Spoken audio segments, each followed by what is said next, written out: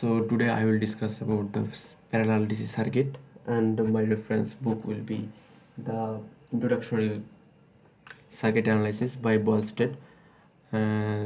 So let's jump up to the main content. So এখানে যেটা আছে প্যারালাল ডিসি সার্কিট সম্পর্কে আলোচনা করব।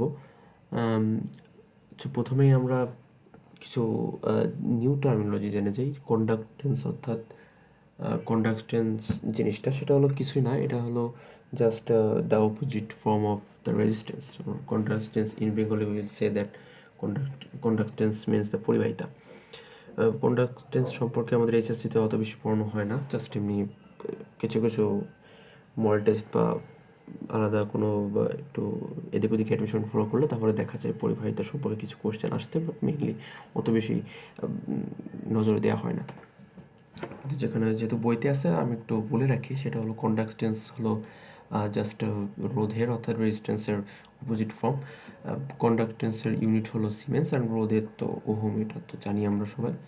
অ্যান্ড এখানে typical the equation of parallel DC circuit আছে, সেটা হলো 1/RT is equal to 1/R1 plus 1/R2 plus 1/R2 plus so on.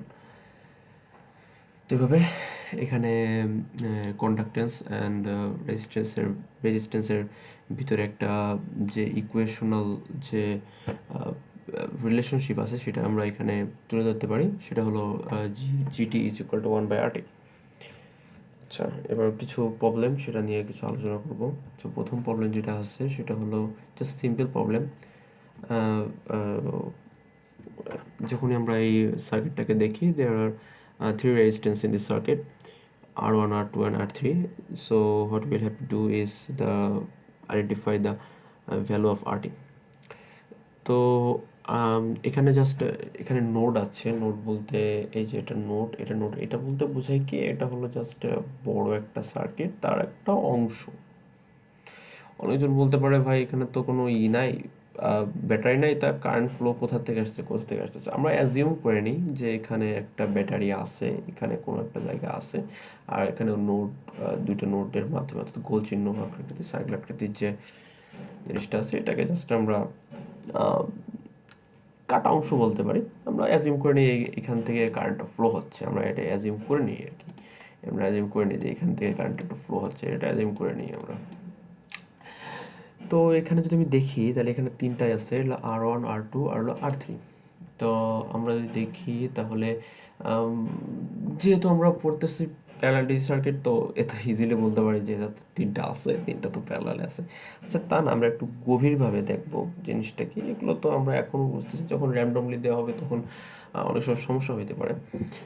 তো র্যান্ডমলি হলেও যদি আমরা সেটাকে সেই র্যান্ডম কোনো প্রবলেম আসলে যেটাকে আমরা সলভ করার যে অ্যাপ্রোচটা রাখতে পারি, তার জন্য আমরা দেখবো কীভাবে যে জিনিসটা চিন্তা করা যায় আর কি। তো তিনটা রেজিস্ট্যান্স আছে। তো এখানে দেখি আমরা আসলে প্যারালাল আর হলো মেইনলি দুই ধরনের, অনেক বইতে লেখা থাকে তিন ধরনের সার্কিট অ্যাভেলেবল। সেটা হলো first one is that parallel, and second one is series, and third one is mix. অর্থাৎ যে প্রথমটা প্যারালাল অর্থাৎ থাকবে, অথবা সমান্তরাল থাকবে, অথবা একদম সিরিজ থাকবে, অথবা দুইটার মিক্স থাকবে। আসলে মেইনলি আমরা যেসব সার্কিটগুলো দেখি in real life, like the industrial যেসব বড় বড় বিল্ডিং আছে, কর্পোরেট বিল্ডিং, সেখানে যে ধরনের সার্কিট ইউজ করা হয়, আর দ্য হাউজেস বিল্ডিং আর রেসিডেন্সিয়াল বিল্ডিং, সেখানে যেসব সার্কিটগুলো ব্যবহার করে এগুলো মূলত অনেক কমপ্লেক্স হয়। এগুলো সিরিজও থাকে, এটা প্যারালালও থাকে। সো মোটামোটা তাকে দেখা গেলে যে দুই ধরনেরই বলা যায়, সিরিজ প্যারালাল। তো দেখি আমরা, তো এটা মেনলি যে তিনটা উপাদান আছে, এলিমেন্ট আছে, R1, R2 আর R3 আছে। তো আমরা কিভাবে বুঝবো এটা প্যারালালে আছে? প্যারালালে বোঝার উপায় হলো যে দুইটা সার্কিট যদি আমরা দেখি, অর্থাৎ আমরা যদি প্রথমেই দেখি R1 এবং R2 এর, এখানে দুইটা সার্কিট, দুইটা মাথা, অর্থাৎ দুইটা দিক, দুইটা মাথা দুইটার সাথে অ্যাড থাকবে। কিন্তু সিরিজে কি হয়, একটা মাথা একটার সাথে অ্যাড থাকে, অর্থাৎ আমার সাথে আপনার দুই দিকে রিলেশনশিপ লাগবে, একদিকে রিলেশনশিপ হলে সেটা সিরিজ হয়ে যাবে। তো দেখি কিভাবে হয়, সেটা হলো যেমন আমি যদি একটু খেয়াল করি তাহলে যেমন এই যে R2 এর সাথে R1 এবং R2 অ্যাজিউম করি, let's say R1 and R2, এখানে দুইটা মানে অর্থাৎ এই R1 এর সাথে যদি আমি ঘুরে যাই, এই যে আমার রিলেশনশিপ একদিক থেকে, আর এদিক দিয়ে যদি আমি যাই আর এক দিক থেকে রিলেশনশিপ আছে, অর্থাৎ দুই দিক থেকেই রিলেশনশিপটা হতে হবে, তাহলে সেটা প্যারালাল হবে না। আর এই দুই প্রান্তে এটা যদি আমি একটা প্রান্ত ধরি, এইটা যদি আমরা একটা প্রান্ত ধরি, এই দুই প্রান্তের বিভব পার্থক্য কিন্তু সেম থাকে, যতই রেজিস্ট্যান্স আলাদা হোক না কেন, মানে যাই হোক না কেন, same resistance or different resistance nothing matter, এখানে এটা দুইটার ভোল্টেজটা সেম থাকে কিন্তু current flow will be different. তো এখানে জাস্ট এই যে R1 এবং R2 এটা দুজনের সাথে দুই দিক থেকে রিলেশনশিপে আছে, অথবা অ্যাফেয়ার্স যেটা বললেন আপনি। তাহলে এই R1 এবং R2 দুটা প্যারাল, এটা আমরা বুঝে নিলাম। আর তারপর কি আছে R3। এখন R3 যদি আমি চিন্তা করি, এটা এটা পুরোটাকে আমি একটা বক্স হিসাবে কল্পনা করি।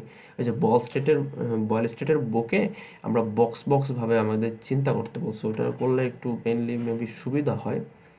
আচ্ছা, আমরা যদি এটা বক্স হিসাবে চিন্তা করি, এই যে একটু পুরোটা একটা বক্স হিসাবে চিন্তা করি, অর্থাৎ এই বক্সের ভিতর দুইটা রোধ আছে, কিন্তু দুইটা রোধ যখন আমি সলভ করব, মানে একটা solving this two resistance, easily আমি একটা রেজিস্ট্যান্স পাবো এই R1 এবং R2 দিয়ে, অর্থাৎ R1 এবং R2 দিয়ে একটা রেজিস্ট্যান্স পাবো, সেটা হলো লেটস সে R12।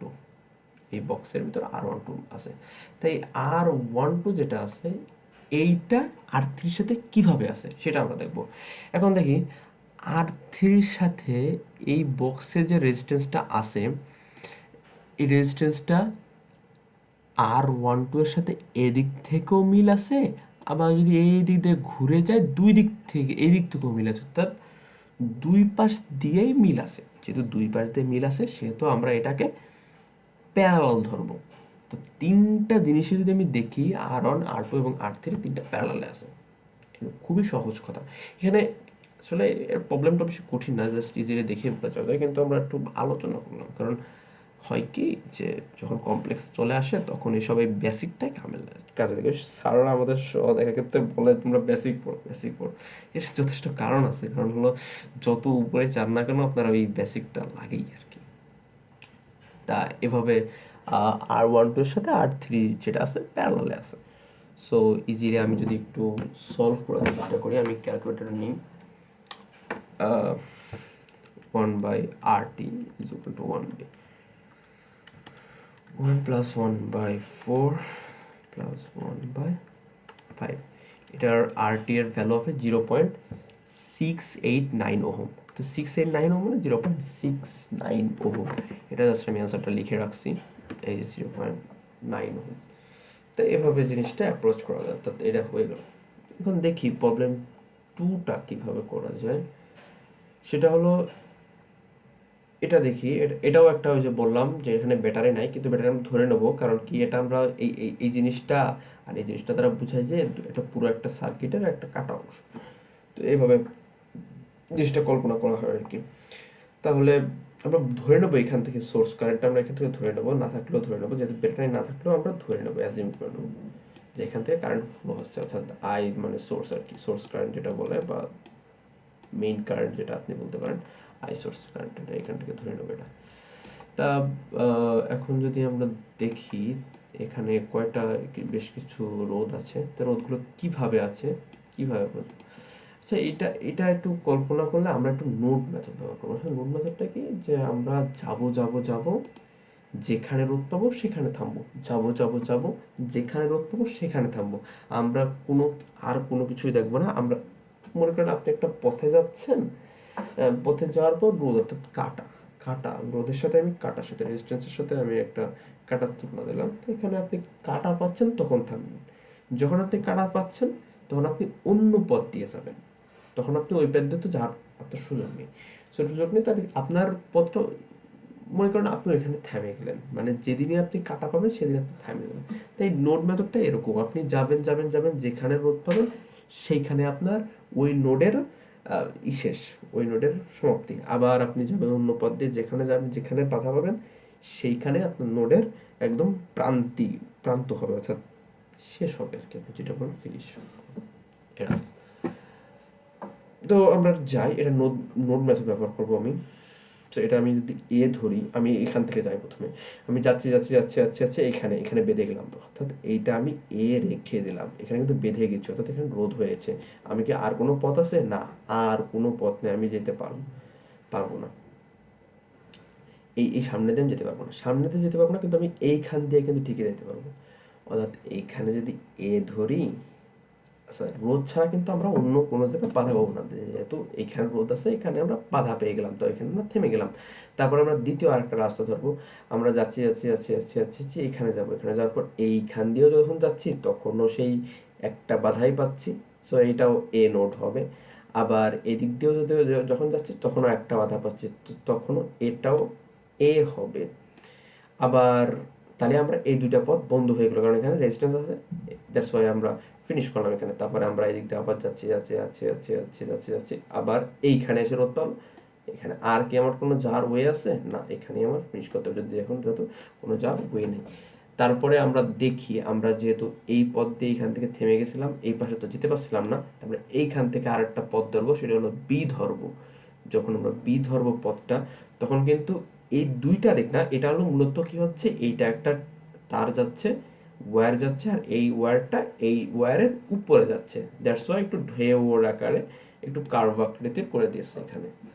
তো আমরা বি দিয়ে যাচ্ছি যাচ্ছি যাচ্ছি যাচ্ছি যাচ্ছি যাচ্ছি, এই তার দিয়ে কিন্তু যাচ্ছি না, এই তারের উপর দিয়ে যাচ্ছি, উপর দিয়ে যাওয়ার ফলে যাচ্ছি যাচ্ছি যাচ্ছি, এখান দিয়ে তো শেষ, তো এখান থেকে কিছু হবে না।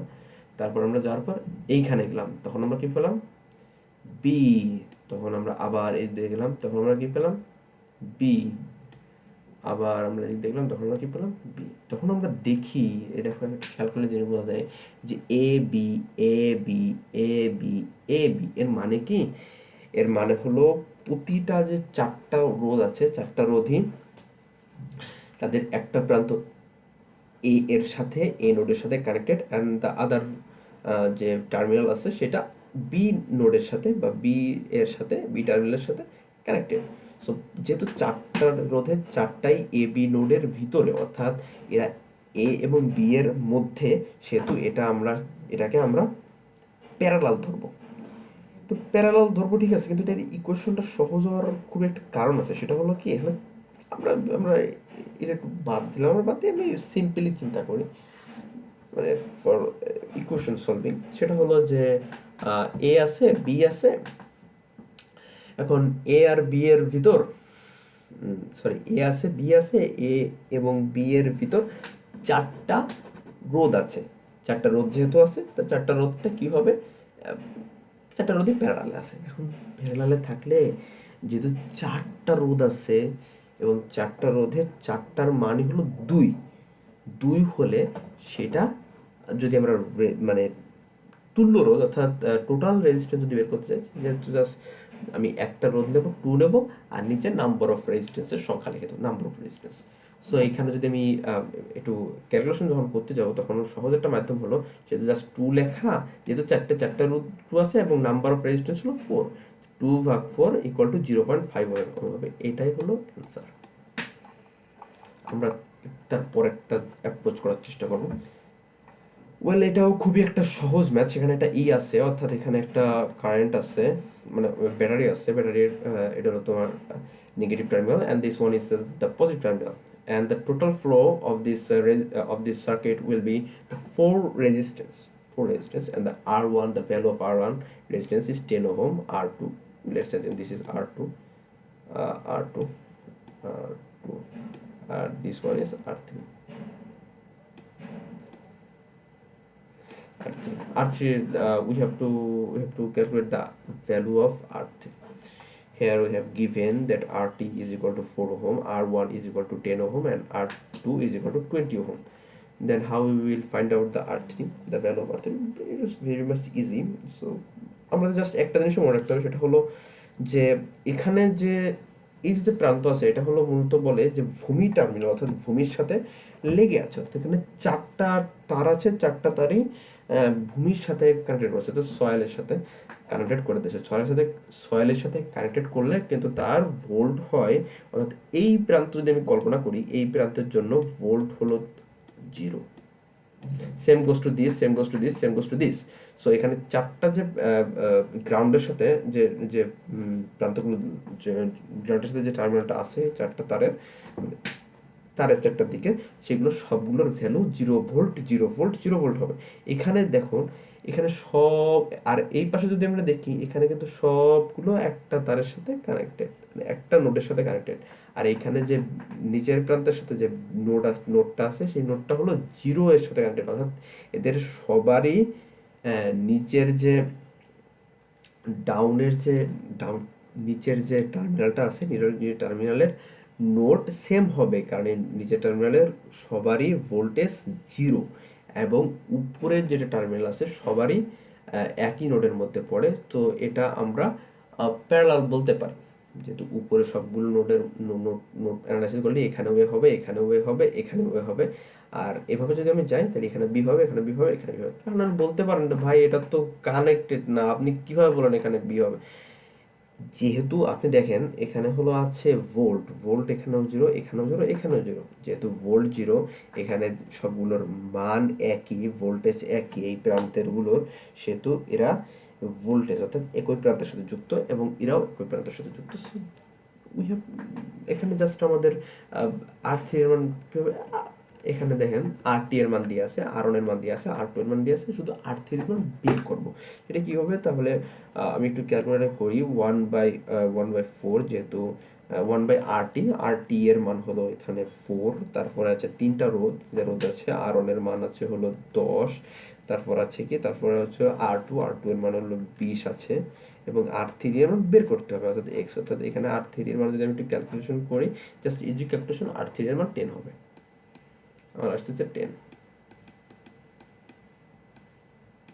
10 আসতেছে। তো এটাও হয়ে গেল।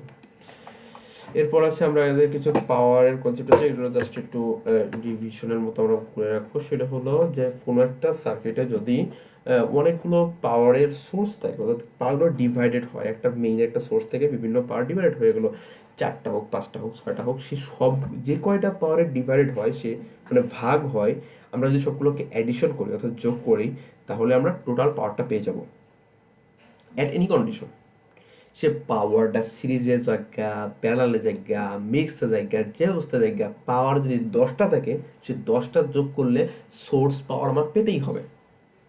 এটা এটা একটা পাওয়ারের কনসেপ্ট, তো শক্তি, নিত্যতা শক্তি হিসাবে অনেকটা এরকম বলা যায় যে মানে পাওয়ারের মানে ক্ষয় হয়, কিন্তু যখন আমরা করি, মানে অর্থাৎ আমরা যখন ক্যালকুলেশন করি, তখন আমরা এটাকে নেগলেক্ট করে দেবো, অর্থাৎ আমরা ওরকম মানে যা দেব তা নেব, এরকম একটা জিনিস, মানে মানে যদি যদি 100 দেই, তাহলে সব, মনে করেন আমি 100, আমার কাছে 1000 টাকা আছে, আমি এখন আমার 5টা বোনটা সেটা ভাগ করে দিলাম 200 টাকা করে, অর্থাৎ কাউকে আমি না 200 টাকা না, আমি একটু আরোভাবে ধরি, কাউকে আমি 50 টাকা দিলাম, কাউকে আমি 250 টাকা দিলাম, কাউকে আমি 150 টাকা দিলাম, কাউকে আমি 400 টাকা দিলাম। এভাবে যদি আমি কল্পনা করি, তাহলে সবগুলোতে যোগ করি, যতই যা দিই না কেন, বেশি কম দিই না কেন, সবগুলো যোগ করলে অবশ্যই 1000 হইতে হবে।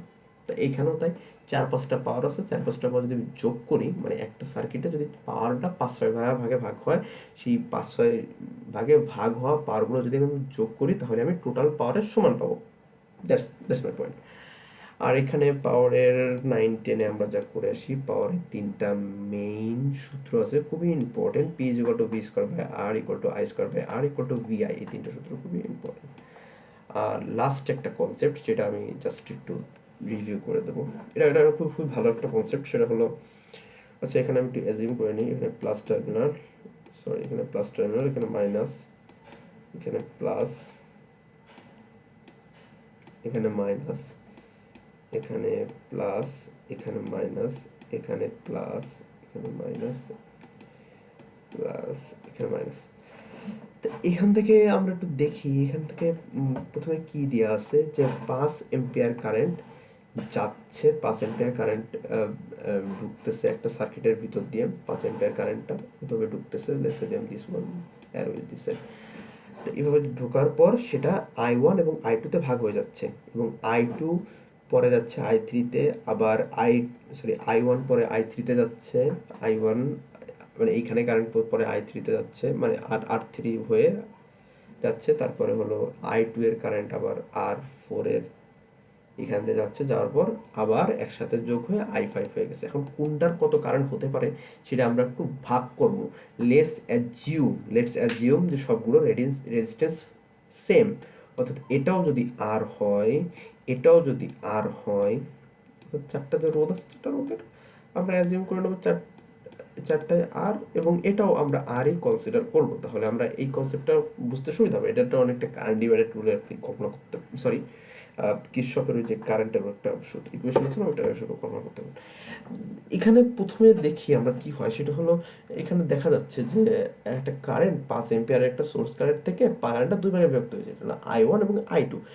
কারেন্টে দুইটা যদি রেজিস্ট্যান্স যদি সেম থাকে এবং কারেন্ট দুই ভাগে ভাগ হয় এবং দুইটা রেজিস্ট্যান্স যদি সেম থাকে, তাহলে কারেন্ট সেম পরিমাণ ভাগে বিভক্ত হবে।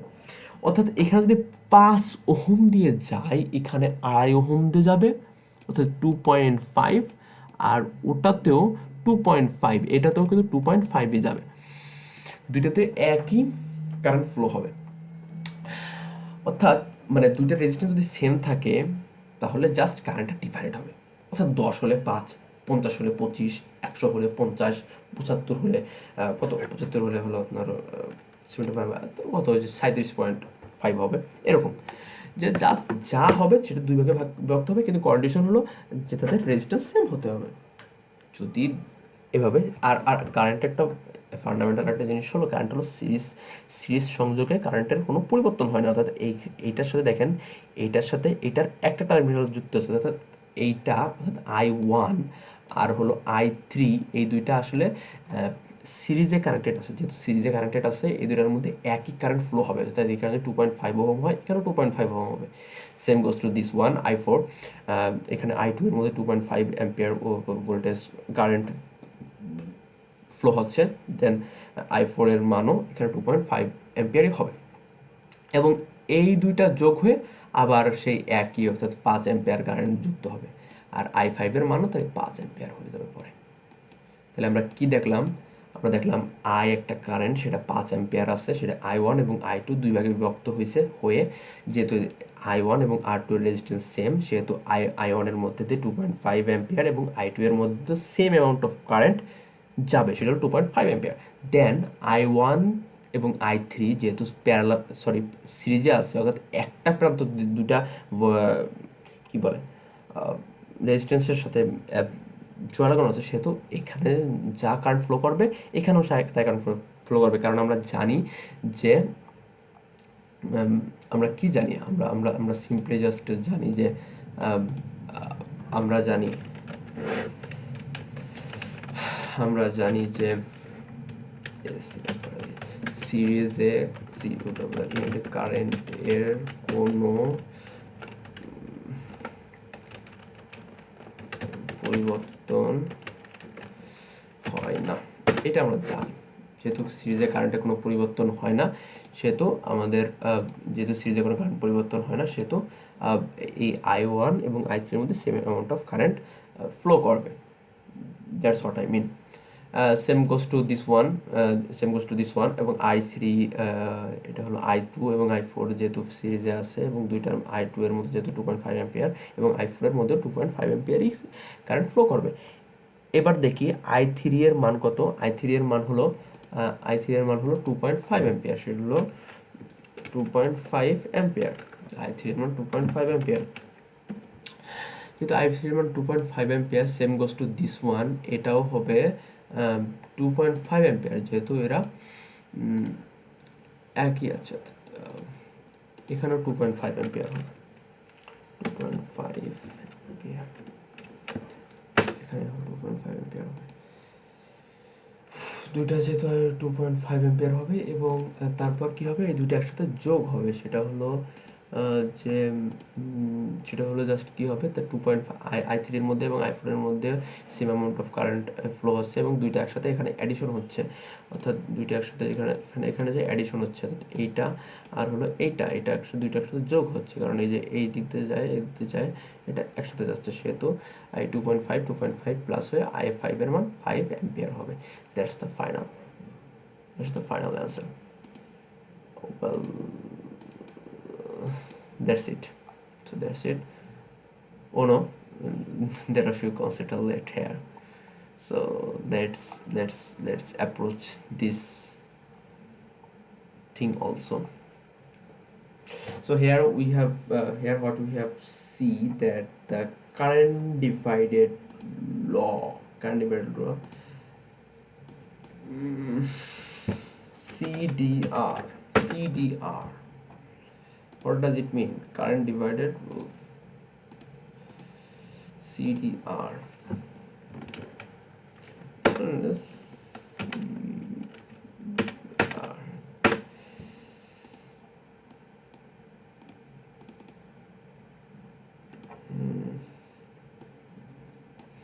Current divided law. So what we কার্নিভেট লতে বেশি কিছু দেখতে হয় না, জাস্ট একটা জিনিস অ্যাজিউম করতে হবে, সেটা হলো আমরা কার্নিভেট লতে মূলত এখানে আচ্ছা প্রথমে দেখতে হবে, বুঝতে হবে সেটা হলো সিডিআর, অর্থাৎ সিডিআর অনলি সিরিজ, সরি প্যারালালের জন্য অ্যাপ্লিকেবল।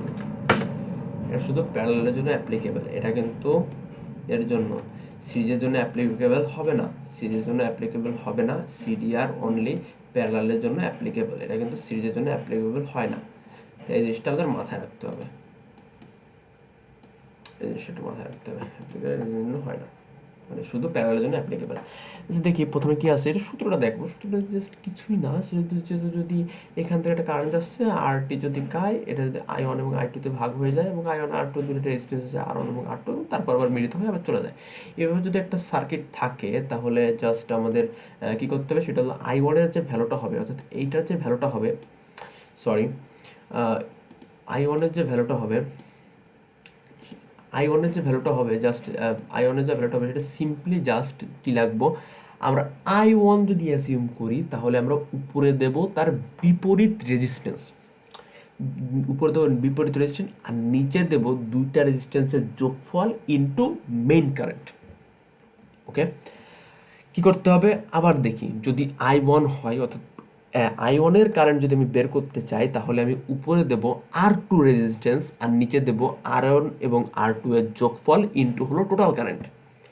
লেস্ট ঠিক একইভাবে যদি I2 এর মান বের করতে হয়, যে R2 এর ভিতর R2 রেজিস্ট্যান্সের ভিতর কতটুকু কারেন্ট ফ্লো করতেছে, এটা আমি জানতে চাই। এটা যদি আমি জানতে চাই তাহলে আমরা জাস্ট কী করতে হবে, I2 এর মান যদি জানা লাগে তাহলে আমি উপরে অর্থাৎ লবে দিব R1 এর মান এবং নিচে দেব R1 এবং R2 এর যোগফল ইনটু দেবো total current. That's the catch. এই জিনিসটা একটু মাথায় রাখতে হবে, এই তো জাস্ট সোজা। আচ্ছা, তারপর একটা প্রবলেম আছে, তো এটা হলো কারেন্ট ডিভাইডার, খুবই খুবই খুবই ইম্পর্টেন্ট, বড় বড় সার্কিট, খুবই কমপ্লেক্স ম্যাথগুলো একদম সহজভাবে অ্যাপ্রোচ করা যায় by using this law. Well, let's solve another example, and that is, এখানে কি আছে, এখানে একটা সার্কিট দেওয়া আছে, সেটা সার্কিটের এখানে হলো negative terminal and this one is positive terminal. তারপরে যদি আমি যাই, এখানে একটা রেজিস্ট্যান্স দেওয়া আছে এবং কারেন্টটা এদিক দিয়ে ফ্লো হচ্ছে, এদিকে ফ্লো হচ্ছে, ঠিক আছে। তো ফ্লো হয়ে R2 এর ভিতরে যাচ্ছে, আবার আবার আর একটা ব্যাটারি পাথ আছে। এটা যেহেতু একটা লুপ ক্রিয়েট করছে, এটা জাস্ট এটা লুপ ক্রিয়েট করছে, সে যেখানে কারেন্ট ফ্লো করতেছে, আমাদের এটা কল্পনা করতে হবে কারণ। আচ্ছা, তারপরে তাহলে জাস্ট আমরা লুপে যখন আমরা কারেন্ট বের করবো, অর্থাৎ কেভিএল যখন অ্যাপ্লাই করবো, তখন আমরা কেউ কেউ কেউ clockwise and some people uses comfortable with anti clockwise loop, and কেউ কেউ আবার ক্লকওয়াইজ লুপ ব্যবহার করে, সমস্যা নেই, কিন্তু আমরা সবসময় ক্লকওয়াইজ লুপটা ব্যবহার করার চেষ্টা করব, বিকজ দিস ইজ কনভেনশন। এটা কনভেনশন, মানে বেশিরভাগ ক্ষেত্রে এটা ইউজ করা হয়, বাট যে কেউ যে কোনো অ্যান্টি ক্লকওয়াইজ ইউজ করতে পারে, এটা কোনো সমস্যা না। আচ্ছা, এটা অত বড় কনসেপ্ট লাগবে না, জাস্ট একটু চিন্তা করলে হবে। সেটা হলো I1 এবং E1 এবং E2 আছে। আচ্ছা, লুপটা আমি ক্লকওয়াইজ নেব, যেহেতু আমরা ক্লকওয়াইজ নেব, এখান থেকে শুরু করবো ক্লকওয়াইজে। আচ্ছা, এটা দিয়ে আমরা যদি দেখি এই ব্যাটারিতে কী হচ্ছে, মাইনাস থেকে প্লাস হচ্ছে, অর্থাৎ এখানে কারেন্ট গেইন করতেছে, আমার কম ছিল আমি আরও বেশি করতেছি, অর্থাৎ এই ব্যাটারিতে কারেন্ট গেইন করছে। অর্থাৎ অনেকজন বলে যে কিন্তু কারেন্ট গেইন করছে, তুমি এখানে প্লাস ভি নেও, অর্থাৎ প্লাসটা নেও, কিন্তু আসলে বললাম বেশিরভাগ বইতেই কনভেনশন হিসাবে যখন ক্লকওয়াইজ নেওয়া হয়, অ্যান্টি ক্লকওয়াইজ যখন লুপটা নেওয়া হয় তখন এই মাইনাস চিহ্নটা আগে আসে, তো আমরা মাইনাসটা কনসিডার করে নিয়ে যাই, এতে সব বড় বড় কমপ্লেক্স লুপও সলভ হয়ে যায়, এতে কোনো প্যারা হয় না। আচ্ছা দেখি, এটা জাস্ট যেহেতু আমরা অ্যান্টি ক্লকওয়াইজ নিব, -12 ভোল্ট আছে, মাইনাস প্রথমে আছে, তা মাইনাসটা নিব, প্লাস নিব হলো 6, আমরা জাস্ট ই টোটালটা বের করলাম, আমরা জাস্ট একবারও লিখে দিতে পারতাম, জাস্ট ই টোটালটা আগে বের করে নিলাম, এই সেটা কিছু না। তাহলে -12 + 6 = সিম্পল ম্যাথ -6, দ্যাটস অল। আর আমরা কেবিএল রুল অ্যাপ্লাই করি, অর্থাৎ এই লুপটা নেই, এই লুপটা নেই, এই লুপটা যদি আমি নেই তাহলে কি হয়? আচ্ছা, এই ই1 এবং এখানে যদি ই1 এবং ই2 মিলে কিন্তু ই1 এবং ই2 মিলে কিন্তু ই হয়েছে, মিলে ই হয়ে গেছে, ই1 এবং ই2 মিলে হলো ই হয়েছে, সেহেতু আমরা ইয়ের যে তুল্য, ব্যাটারির যে তুল্য যে মানটা, অর্থাৎ টোটাল যে ব্যাটারির একটা ভ্যালু, সেটা হলো -6 ভোল্ট, প্লাস হলো যেহেতু এটা আছে তাহলে 0.03 I প্লাস 0.02 I, দুটাতে যেহেতু সেম কারেন্ট ফ্লো করতেছে, তো কারেন্টের ভ্যালু সেম হবে। এখানে জাস্ট সিম্পল ইকুয়েশনের মাধ্যমে আমরা লিখতে পারবো I = 120 ভোল্ট, একদম ইজি ক্যালকুলেশন। এখানে জাস্ট কেভিএর একটা লুপ অ্যাপ্লাই করছি, তাই। So thank you,